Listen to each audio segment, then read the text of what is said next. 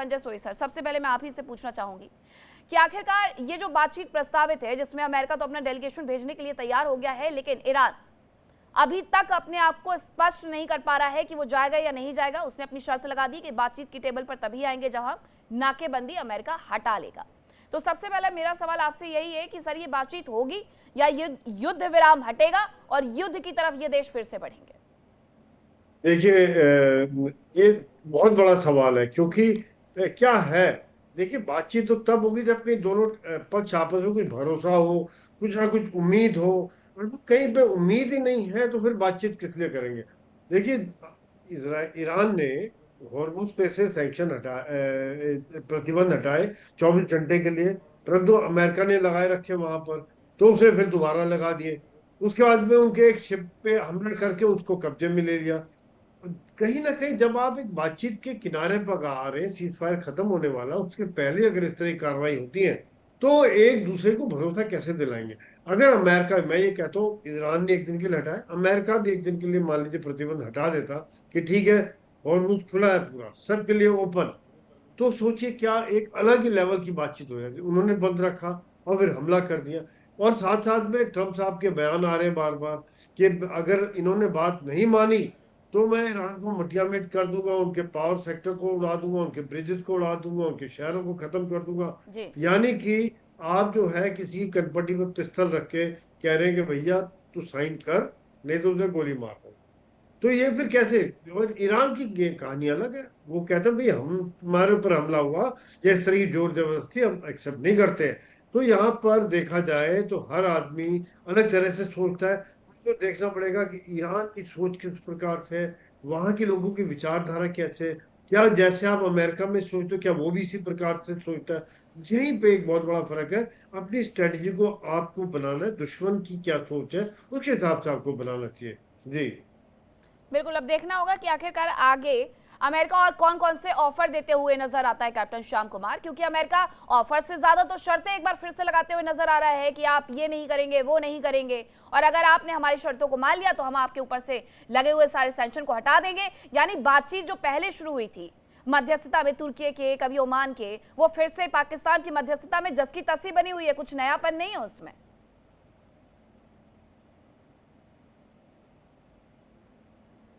Sir unmute करिएगा। जी देखिए मीनाक्षी, जय हिंद, सनो वरुणा। कुछ खास नहीं होने वाला फिलहाल, ये स्लो युद्ध है, और अगर कुछ नहीं भी हुआ तो फिर से वापस ये युद्ध की दिशा में जाएगा। मैं ऐसा इसलिए कह रहा हूं कि पिछली बार भी जब आपसे बात हुई और कई बार इस पे बात हुई तो लोग को समझाते हुए मैं काफी हताशा महसूस करता हूं कि ये लड़ाई दूसरे तरह की है। अमेरिका को जब तक ईरान का एटॉमिक जो इनरिचमेंट है वो खत्म नहीं होगा और गल्फ का कंट्रोल उससे निकालकर मिडिल ईस्ट को नहीं दिया जाएगा, तब तक ये सब चलता रहे। अब इसके लिए रिजीम चेंज की बातें हो, मिसाइल बेजिंग कैपेसिटी डिस्ट्रॉय करना हो, एनिहिलेशन हो, सुलाना हो 40 दिनों का, ये सब उसी का प्रोसीजर, क्योंकि वो उसी के हिसाब से आए हैं इस बार। और इसके लिए आपको फिर से मैं कह दूं, दोहरा दूं, इतनी तैयारी की है इन्होंने, इतनी तैयारी की है। ये 6 गल्फ कंट्री चुपचाप बैठ के देख रहे हैं, क्योंकि इन्होंने सीटीजी एक फोर्स बनाया है 153 और 47 एक्सरसाइजेस की इनके साथ, और पूरी तरह से रेडी हैं। आज जब यूरोपियन यूनियन का बयान आता है कि हम ऑपरेशन अपसाइड फिर से करेंगे, 15 देश फिर से वहां आएंगे जैसे हम हूती के लिए आए थे, भले ही डिफेंसिव रोल में आए, पर अगर वो चेक्स करेंगे, लोगों को रोकेंगे और सहयोग करेंगे अमेरिका को हॉर्मुज खुलवाने का, तो मतलब क्या हुआ? ईरान ने कहा आप सेलेक्टिव ट्रीटमेंट कर रहे हो हमको, अमेरिकन वॉरशिप यहां आके खड़े उनको कुछ नहीं बोल रहे हो, हमें कह रहे हो कि आप टोल टैक्स लगा रहे हो। तो ये सब बातें अब निकल के आ रही हैं। किधर गया नाटो से संबंध विच्छेद, किधर गया यूरोपियन यूनियन से संबंध विच्छेद, किधर गया वो फटकार जो ट्रंप देते रहते हैं नाटो को, किधर है ये सब? Operation upsides, operation Atlanta, operation prosperity guardian repeat होगा, ये जो हुआ था हूती में। तो ये सब बातें जब मैंने लिखी, जब मैंने कहना शुरू किया 1 महीने तक लगातार, तो उस समय कोई सुनता नहीं था कि ये सब कैसे हो सकता है। और हमारे साथी बैठे हैं ईरान से, उन्होंने पिछले चैनल में मेरे साथ बात की, मैंने समझाने की कोशिश की संवेदना के साथ कि ईरान अपनी जो पूरी कोशिश कर रहा है अपनी सभ्यता को बचाने का, अपने लोगों को बचाने का और एक अच्छी टक्कर देने का अमेरिका के साथ, वो सही है। लेकिन अमेरिका दूसरे तरह से आया है, उसने गल्फ कंट्रियों को पहलू में ले लिया है। यूएई, कतार, बहरीन, ये सब उसके साथ, सऊदी अरेबिया खड़े हो गए हैं और चुप बैठे हैं। आखिर कोई देश चुप बैठा क्यों है? कोई बड़ी गेन के लिए ना, तो वो गेन क्या है? वो कहते हैं कि ईरान का जो वर्चस्व, जो जो गल्फ के वाटर्स को थोड़ा ज्यादा खारा करता रहता है, उनकी तरफ से कहना है, वो उसको मीठा करना चाहते हैं। तो ये तैयारी लंबी है, बाइडेन ने किया है, लॉर्ड ऑस्टिन ने किया है, पिछले डिफेंस सेक्रेटरी ने किया है, और ये मिशन बेस्ड रिक्वायरमेंट है, कोई यहाँ पे रहेंगे नहीं, वो ये करेंगे और हटेंगे। इसलिए देखिए इतने सारे शिप्स का मामला आपने मलाक्का से देखा, साउथ अफ्रीका कोस्ट से देखा, तीनों कैरियर की जो बात हो रही है, कई बातें हैं, मैं टेक्निकल डिटेल्स में नहीं जाऊंगा, क्योंकि मैं केपलर से और यूएसएनआई से सारे शिप्स को ट्रैक कर रहा हूं। मैं पूरी तरह से तैयारी, जापान पैसिफिक से लेकर मेडिटेरियन की पूरी तैयारी देख रहा हूं, और पिछले 1 महीने से जब लगातार कर रहा हूं कि इसमें कम से कम 20 कंट्री ऑलरेडी इन्वॉल्व है इनविजिबली, तो कोई मानता नहीं, क्योंकि ओपनली वो कहेंगे नहीं। और शिप्स ओवरनाइट पॉलिटिकल विल के हिसाब से ह्यूमैनिटेरियन क्राइसिस के लिए आते हैं और ऑफेंसिव रोल में चेंज हो जाते हैं।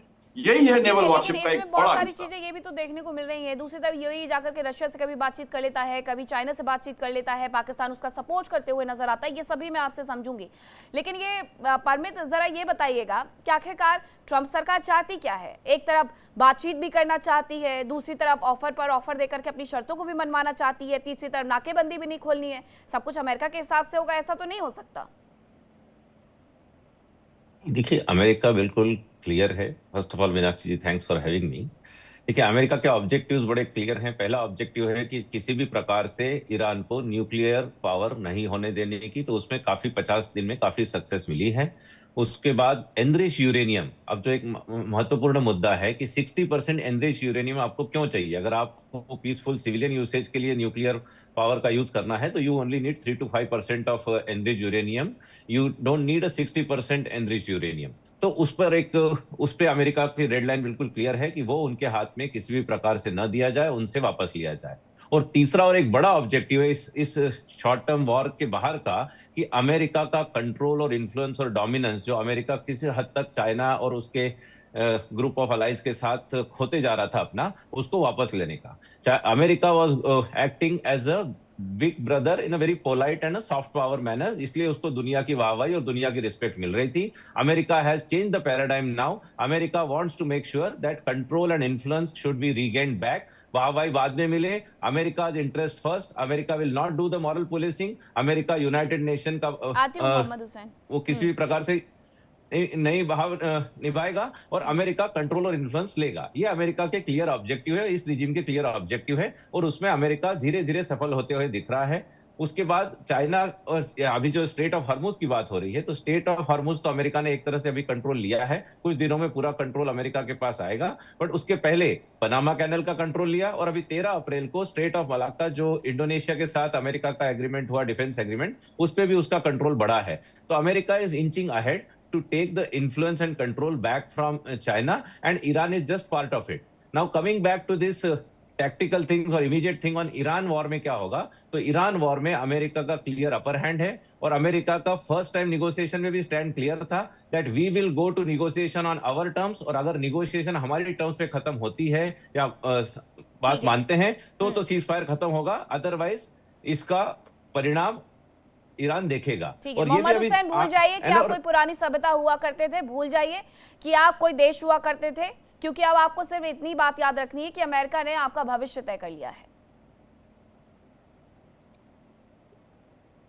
हेलो, हाँ जी, बोलिए। मुझसे पूछ जी हेलो जी, मैं शुक्रिया आदाब अर्ज करता हूं पैनलिस्ट और तमाम दर्शकों को, और खासतौर पर आपको भी। मैं 1-2 पॉइंट कंप्लीट करना चाहूंगा आपके उस सवाल में कि जो आपने थोड़ी देर पहले पूछा था। पॉइंट ये है असल में कि अमेरिका ये चाहता है कि उसकी गुंडागर्दी और दादागिरी दुनिया पर होना चाहिए। इतने दूर से आकर स्ट्रेट ऑफ हॉर्मुज को हमने सब ने देखा कि जो पहले से ओपन था, अमेरिका के हमले के बाद में वो बंद हुआ है। अमेरिका पिछले 40 साल से जिस तरह के सैंक्शंस लगाकर ईरान को कंट्रोल करना चाहता था और घुटने पर लाना चाहता था, ईरान ने इस जंग के अंदर, अब जंग के मुकाबले में, मैदान में लड़कर यह साबित किया कि वो उसके आगे झुकने वाला नहीं है, और अमेरिका के 13 से ज्यादा बेसेस को पूरी तरह से तबाह कर दिया है। तो अमेरिका का इसमें अपर हैंड इसमें नहीं है कि वो जंग जीत रहा है। अमेरिका का अपर हैंड ये है कि वो क्रिमिनल वॉर बनता चला जा रहा है और तेजी से आगे बढ़ रहा है। जब वो अपने मकसद में कामयाब नहीं होता है मैदान जंग में या टेबल के ऊपर, तो धमकी देता है पुलों को तोड़ने की, ब्रिजेस को तोड़ने की, और इंफ्रास्ट्रक्चर पे हमला करने के लिए, जो क्रिमिनल वॉर है, यानी क्रिमिनल एक्ट है असल में वॉर के अंदर। तो एक्चुअली अमेरिका का एक ही मकसद है कि अपनी दादागिरी को एस्टैब्लिश करना है, लेकिन ईरान उसके बदले में जो जंग कूटनीति के टेबल को तोड़कर ईरान के ऊपर थोपी गई है, तो ईरान अब ये चाहता है कि जब हम अपनी तरफ से वेल विशिंग के साथ आकर तुम्हारे साथ बैठकर बात करते थे तो और तुमने उस टेबल को तोड़ा है, तो अब जब तुमने टेबल को तोड़ा एक बार नहीं 2 बार तुमने ये काम किया है, तो अब हम तुमको इतना बड़ा सबक सिखाएंगे कि आइंदा तुम में हमला करने की ताकत हम पर बाकी ना रहे। इसीलिए ईरान ने अपने टर्म्स पे, अमेरिका के टर्म्स पर नहीं, अमेरिका के जो 15 पॉइंट्स थे या मकोड़े जी ने भी नोट किया होगा, उन टर्म्स पे नहीं, अब्बास अरागची का ट्वीट के जिसमें 10 पॉइंट्स के जो टर्म थे जो ईरान की तरफ से थे उसको माना और ईरान ने अपनी शर्तों के ऊपर गुफ्तगू शुरू किया। जब तक कि उन्होंने लुबनान में सीज फायर नहीं किया था, नतीजे में हुर्मुज नहीं खुला था, लेकिन हुर्मुज सीज फायर के बाद खोला जब देखा कि ब्लॉकेड को जो हटा नहीं रहे, तो फिर ईरान ने अपनी ताकत बताया कि हम ये कर सकते हैं। और साथ साथ में जब कल रात में उन्होंने समंदरी डकैती की है और ईरान के ऊपर हमला किया उसके एक वेसल के ऊपर, तो ईरान ने खुलकर यह कहा है कि इसका बदला भी लिया जाएगा और जब तक कि ब्लॉकेड को खत्म नहीं किया जाता है किसी तरह की टॉक में हम शरीक नहीं होंगे। तो ईरान अपनी कंडीशंस को मनवा रहा है और ये सिर्फ अमेरिका और यानी ईरान की न्यूज एजेंसीज नहीं बल्कि अमेरिका के भी अक्सर लोगों का ये मानना है कि ट्रंप का वो जो एक तरीका था कि भपकी देते थे शेर की तरह और अब मियाऊ मियाऊ करके आगे बढ़ रहे हैं और बहुत सारी जगहों से पीछे हटे हैं, तो ये इनका रोल सबके सामने खुलकर आ रहा है और इससे ज्यादा वाज़ेह नहीं हो सकता है कि सुबह में कुछ कहते हैं, दोपहर में कुछ कहते हैं और आखिर में टेबल के ऊपर उन्हीं शर्तों पे आते हैं जिसको सो कॉल्ड लोग ये कहते हैं कि हार रहा है ईरान, लेकिन आखिर में टर्म्स उनकी ही मानी जाती है, कंडीशंस उनकी ही मानी जाती है। नहीं, लेकिन अगर आप लोगों ने कंडीशन नहीं मानी तो आप देख रहे हैं कि क्या क्या बयानबाजी की जा रही है। मेजर जनरल सुधाकर जी, जरा ये बताइए कि जितने बार अमेरिका ये कहता है कि वो बातचीत की टेबल पर आने के लिए तैयार है, उतने बार वो ईरान में घेराबंदी को और सख्त करते जाता है। जब ओमान की मध्यस्थता के वक्त पर बातचीत चल रही थी 27 तारीख को, तब क्या हुआ, तब उन्होंने अपने बेड़े को और ज्यादा भेजना शुरू कर दिया। उसके पहले भी जब ओमान मध्यस्थता कर रहा था उस वक्त भी अमेरिका अपने बेड़े को मिडिल ईस्ट में तैनात कर रहा था। जब पाकिस्तान में बातचीत शुरू होती है तब भी अमेरिका वही सेम स्ट्रेटजी अपनाए हुए नजर आता है। तो इस बार भी, हालांकि ये अभी तक स्पष्ट नहीं हो पाया है कि ईरान से डेलीगेशन जाएगा या नहीं जाएगा। अमेरिका की तरफ से डोनाल्ड ट्रंप ये कह रहे हैं कि यहाँ से तो डेलीगेशन जा रहा है, बातचीत बन गई तो मैं ईरान के नेताओं से भी मुलाकात कर सकता हूँ। लेकिन अगर ये बातचीत नहीं बनती है, इस बातचीत के बीच में कहीं ऐसा तो नहीं है कि एक बार फिर से घेराबंदी और तेज कर दी जाए? इस बार हॉर्मुज को नुकसान पहुंचाया गया, पिछले बार फारस की खाड़ी को नुकसान पहुंचाया गया था। बिल्कुल, सबसे पहले मीनाक्षी जी मैं आपको तहे दिल से धन्यवाद देता हूं, आपने आपके शो के लिए मुझे इनवाइट किया। मेरे जो डिस्टिंग्विश्ड को पैनलिस्ट हैं उन सबको शुभकामनाएं, आपके व्यूअर्स जो हैं उनको भी शुभकामनाएं। देखिए, आपके सवाल के अंदर काफ़ी हद तक जवाब ही छुपा हुआ है। इसमें एक बड़ी पिक्चर जो कि ग्लोबल लेवल पे है, एक बीच वाली पिक्चर रीजनल लेवल पे और एक लोकल नेशनल लेवल, ईरान की नेशनल में कह रहा हूँ, इसमें कुछ जुड़ा हुआ है। संक्षेप में यही कहूँगा कि ये जो सीज फायर है ये 21 तारीख रात को समाप्त हो रहा है, 22 तारीख से नया फेज स्टार्ट होगा। आज 20 तारीख है, समय बचा हुआ है 1 दिन।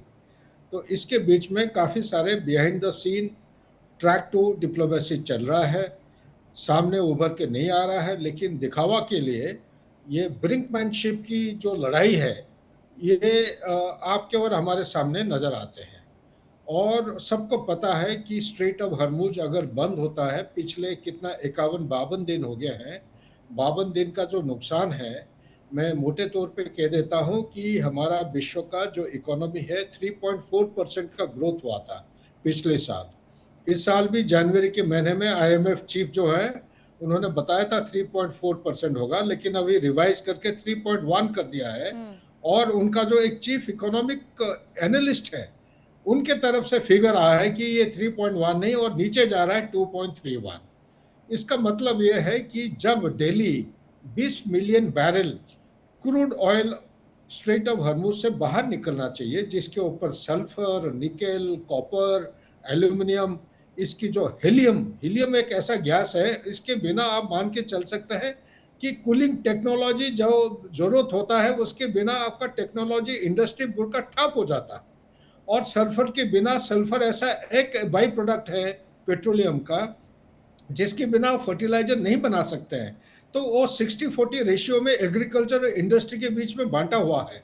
तो बड़ी पिक्चर जब आप देखते हैं कि पिछले 52 दिन के अंदर वो एक आधा बूंद को छोड़ के बाकी आपका जब डेली बेसिस पे 20 मिलियन बैरल आपका आउट होना चाहिए, ये ना के बराबर आउट हुआ है स्ट्रेट ऑफ हॉर्मुज से, उससे इकोनॉमी, विश्व का जो इकोनॉमी है ओवरऑल मैं कह रहा हूं, ये बहुत ही एकदम खतरनाक दिशा में जा रहा है। ये ग्लोबल रिसेशन फॉर सर्टन है। तो इसीलिए मैं तो सिर्फ यही कहूंगा कि एक दिन बाकी है, एक दिन के अंदर जितना भी भेदभाव हो, चाहे कोई इसमें हार जीत की नहीं है, इसमें दुनिया का हर इंसान, लीडिंग इकोनॉमी और ग्लोबल साउथ की इकोनॉमी, जो दोनों के ऊपर बुरा असर इतना खतरनाक रूप और रंग लेके आएगा तो ये जीना बहुत मुश्किल हो जाएगा। 1932 से भी ये करीब 100 गुना ज्यादा खतरा के साथ आ रहा है। तो इसी के साथ मैं ये कहूंगा किसी भी तरह शाम दाम दंड भेद करके ये बातचीत होनी चाहिए। बाकी रह गया आपका जो छुपा हुआ एक सवाल है कि अगर ये सक्सेस नहीं होता है, अगर सक्सेस नहीं होगा तो इसका नुकसान कितना हो रहा है ये आप अंदाज लगा सकते हैं। लेकिन एक चीज मैं कह देता हूं, ना मैं ईरान के साइड से बोल रहा हूं ना यूएसए के साइड से, मैं एक इंडिपेंडेंट ऑब्जर्वर हूं। इंडिपेंडेंट ऑब्जर्वर होने के नाते डॉट्स को ज्वाइन करके मैं ये कुछ बयान व्याख्या करने जा रहा हूं। पहले हम सोच रहे थे कि 4 दिन में लड़ाई समाप्त हो जाएगा, उसके बाद बोलने लगे 7 दिन, उसके बाद 14 दिन, उसके बाद बोले कि भाई ये कोई टाइम लिमिट है ही नहीं।